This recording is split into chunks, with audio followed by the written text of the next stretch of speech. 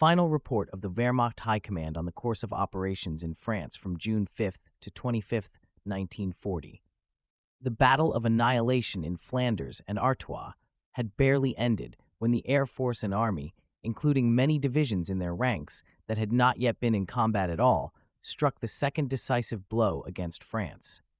As a prelude to the new operations, on June 3rd, strong German Luftwaffe forces attacked the airfields and the air armaments industries around Paris with devastating effect. The following day, 3 army groups of the Heer, under the high command of Colonel General von Brauchitsch, under Colonel Generals von Rundstedt, von Bock, and Ritter von Lieb, were ready for action. The aim of the new phase of the operation was to break through the French northern front, to push the torn-apart French army units to the southwest and southeast, and then to destroy them. When the divisions of Colonel General von Bock's army group attacked on June 5th across the lower Somme and the Aisne-Oise Canal, they found an enemy ready to defend himself. The French leadership was determined to defend the Weygand zone and then the Maginot Line to the last, using all available forces.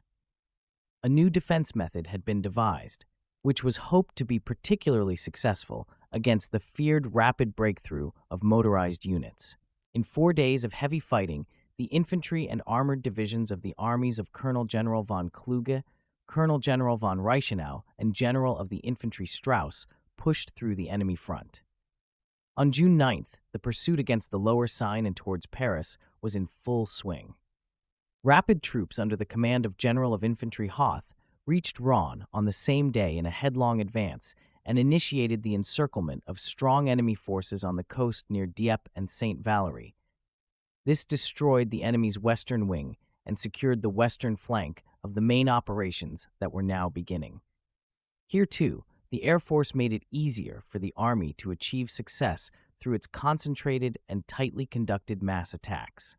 She played a special role in the rapid breakthrough to the Seine, where her bombs destroyed enemy infantry and tank formations that were ready to counterattack. By cutting the railway lines and destroying the railway material, it deprived the enemy of the opportunity to move reserves and throw them at the breakthrough point. When the first signs of evacuation were noticed in Le Havre, Cherbourg, and Brest, parts of the Air Force there also quickly intervened against the port facilities, the oil tanks, and ships with visible success. The main operation on the ground began on June 9th with the attack by Colonel General von Rundstedt's army group in the Champagne and on the western bank of the Meuse. Here it was initially only the infantry divisions of the armies of General of the Cavalry Baron von Weichs, Colonel General List, and General of Infantry Busch that took the Aisne position in 2 days of heavy fighting with the bitterly defending enemy, again excellently supported by the Luftwaffe, broke through and opened the way for the numerous fast troops that had been prepared. As early as June 11th, the tanks and motorized infantry divisions of General of the Cavalry von Kleist and General of Panzer Troops Guderian were deployed in the Champagne with far-reaching objectives over Troyes and Saint-Dizier. For the third time in a quarter of a century, German troops crossed the Marne. After initial hard fighting with enemy rearguards and later with completely surprised parts of the enemy Gross, the fast troops advanced through the wide breach to the southeast towards the Swiss border on the following days. Moving and supplying the extremely large number of infantry divisions and fast formations in a confined space was a masterful feat by the leadership. In the meantime, our troops had quickly overcome the lower Seine and broken into the Paris defensive position. As a result, the enemy's western wing was forced to give up further resistance. Troops of General of the Artillery von Küchler marched into Paris on June 14th. The enemy's northern front had collapsed, and our pursuit was in full swing everywhere. Infantry divisions and fast formations competed in tremendous marching feats. Under this enormous pressure, the enemy armies began to disintegrate from hour to hour. On June 14th, Colonel General Ritter von Lieb's army group also joined into the fight. In 2 days of heavy fighting against the strongest fortifications, Colonel General von Witzleben's army, effectively supported by strong artillery, broke through the Maginot Line, France's defensive wall, which was considered invincible. It thus broke the enemy's northeastern front, which was already threatened in the rear, into two parts again, and shattered the enemy's last belief that he could continue to assert himself. The French Eastern Front suffered the same fate when on June 15th, the army of General of Artillery Dolman overcame the huge obstacle of the fortified Upper Rhine in an attack near Colmar and penetrated the Vosges. In close exemplary cooperation with the army, the Air Force made a significant contribution to the rapid breakthrough through the Maginot Line, south of Saarbrücken and later near Colmar and Mühlhausen. Whenever the weather permitted, Stuka and combat units attacked the fortifications with the heaviest bombs and silenced their weapons. Anti-aircraft units also provided the storming infantry with the most effective support. At the same time, other parts of the Luftwaffe helped the fast troops advance towards Besançon and up to the Swiss border. The days after June 15th were marked by unprecedented persecution from the coast to the Meuse. After the fall of Paris, the French columns flooded in front of the entire German army front to the south and southwest, repeatedly attacked by the German fighter aviation units on all retreat routes. This sharp pursuit by ground and air thwarted the French's intention to re-establish themselves behind the Loire.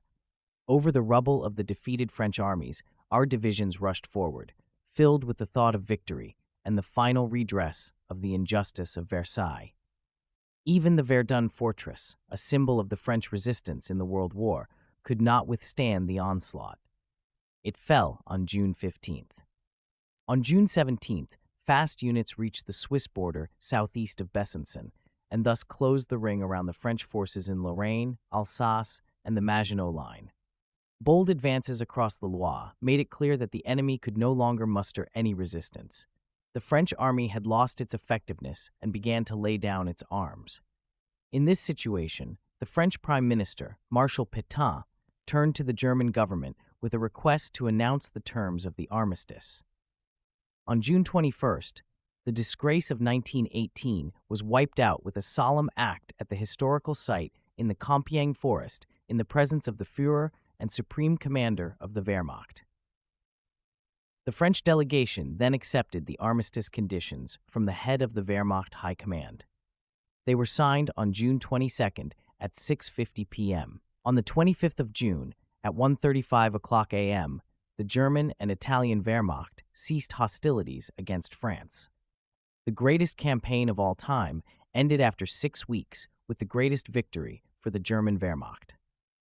The extent to which the Luftwaffe contributed to the unusually quick and complete decisions was already acknowledged in the report of the Wehrmacht High Command on the first phase in the West. This applies no less to the second part of the campaign. Under the command of Field Marshal Göring, the Luftwaffe was able to fully leverage the air supremacy it had achieved at the beginning of the campaign into victory. These battles were essentially carried out by Air Fleets 2 and 3, under the energy and superior leadership of the generals of the aviators Kesselring and Spurla. The large aviators and anti-aircraft units of the generals of the aviators Grauert and Keller, the general of the anti-aircraft artillery Weiss, the lieutenant generals Bogach, Ritter von Greim, and Lorzer, the major generals Köhler, Desloch, and Freiherr von Richthofen demonstrated their intrepid and never-weakening attack spirit in leadership as well as in battle. In its often difficult and loss-filled battle, the Army welcomed the Air Force's willingness to make sacrifices with gratitude and enthusiasm. The Navy was faced with new tasks through the occupation of the Dutch, Belgian, and French Channel coasts. Following the Army's operations, the ports were expanded into bases for light forces and set up for defense.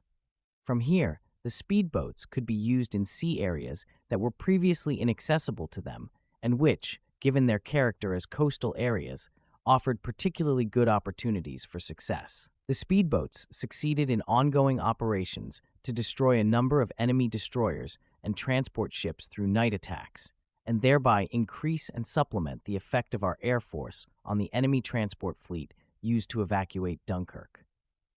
On June 6th, the coastal defense taken over by our naval artillery was able to report its first success with the sinking of a British speedboat. Minesweeping forces cleared the harbor entrances and shipping lanes on the captured coast of Mines. As early as June 8th, it was possible to allow neutral shipping to leave Dutch, Belgian, and northern French ports for German, Danish, Swedish, and the other Baltic Sea ports. During this period, our submarines operated with considerable success off the British Isles and the French coast. The world watched this unprecedented victory of German arms with admiration, astonishment, or with horror, depending on its attitude. What they all have in common, however, is the question of how such successes can be explained, especially in such a short time.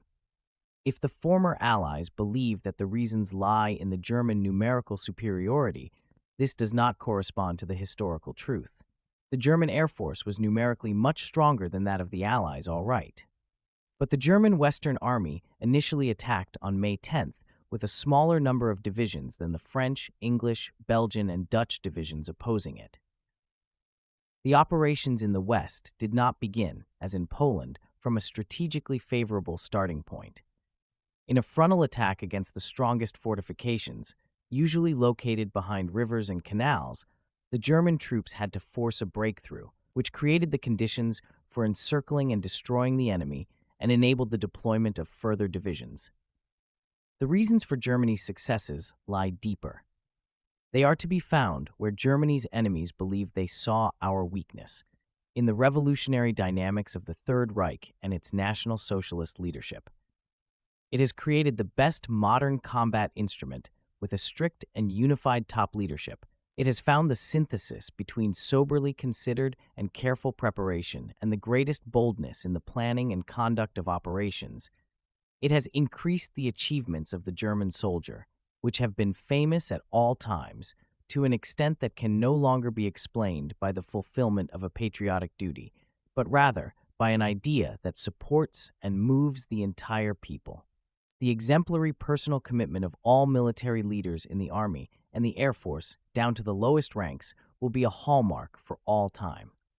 In ground combat, in the front line, and at the head of their formations in the air, they pulled their troops and squadrons forward and boldly, agilely, and decisively exploited every situation without hesitating or waiting for orders. At the head of his army corps, the commanding general, Lieutenant General Ritter von Speck, died a hero's death. Like him, 16,812 brave officers, non-commissioned officers, and men from the three branches of the Wehrmacht gave their lives for the Führer, the people, and the Reich between the 5th and 25th of June. 9,921 officers, non-commissioned officers, and men are missing. Some of them will also have died a hero's death. 68,511 officers, non-commissioned officers, and men were wounded. If anything is capable of making the achievements of the German Wehrmacht appear in an even higher light, it is these losses, bitter and painful for the individual, but almost unbelievably small for the entire German people, with which the victory over France was achieved. From May 10th until the armistice, according to the figures so far, they amount to 27,074 fallen. Missing, 18,384. Wounded, 111,034. A total of 156,492 officers, non-commissioned officers, and men. In contrast, our losses in the World War amounted to, in 1914 in the West, 638,000 men, including 85,000 dead. In the attack on Verdun in 1916, 310,000 men, including 41,000 dead. In the Battle of Somme 1916, 417,000 men, including 58,000 dead. In the Great Battle in France from March 21st to April 10, 1918, 240,000 men, including 35,000 dead. About the enemy's losses in 1940, there are no clues. What is certain is that over 1.9 million French prisoners alone were taken, including 5 commanders-in-chief of French armies and around 29,000 officers. Since June 5th, in addition to the previous loot, the entire armament and equipment of around 55 additional French divisions fell into German hands, not counting the armament and equipment of the Maginot Line and the other French fortifications. The loot also includes almost all of France's heavy and heaviest artillery, as well as an incalculable amount of other armament, equipment, and supplies. The enemy air force has lost since June 4th 383 aircraft in air battles, 155 due to anti-aircraft fire, 239 destroyed on the ground, 15 questionable whether due to anti-aircraft fire or in air combat, a total of 792 aircraft, plus 26 barrage balloons and 1 tethered balloon. A destroyer group achieved its 100th first kill by June 14th, and a fighter group achieved its 50th kill by June 11th. The Kriegsmarine sunk auxiliary cruisers, other auxiliary warships, transport, and merchant ships as follows: Auxiliary cruiser Carinthia, 23,000. Auxiliary cruiser Scottstown, 17,000. Troop transport Orama, 21,000. Naval tanker Oil Pioneer, 9,100. A transporter, 14,000. An auxiliary cruiser, 9,000. In addition, our submarines have sunk over 400,000 gross registered tons in merchant shipping space since mid-May, a total of 493,100 gross registered tons. Since June 5th, the Luftwaffe has destroyed an auxiliary warship and a destroyer with a total of 5,100, as well as 40 merchant ships with a total of 299,000 gross registered tons. The following were damaged: 3 cruisers, 1 destroyer, and 25 merchant ships.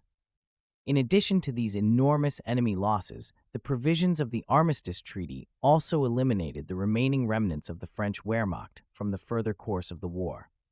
After this, the most powerful victory in German history over the enemy of the Greater German Reich, who was considered the strongest land power in the world and fought as skillfully as he did bravely, there are no more allies. Only one enemy remains: England.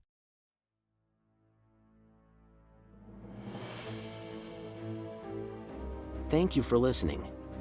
Join us also for the subsequent Wehrmacht Blitzkrieg briefing about the Battle of Britain. Subscribe to Major Antonio's channel. We'll get back to you next week. So long.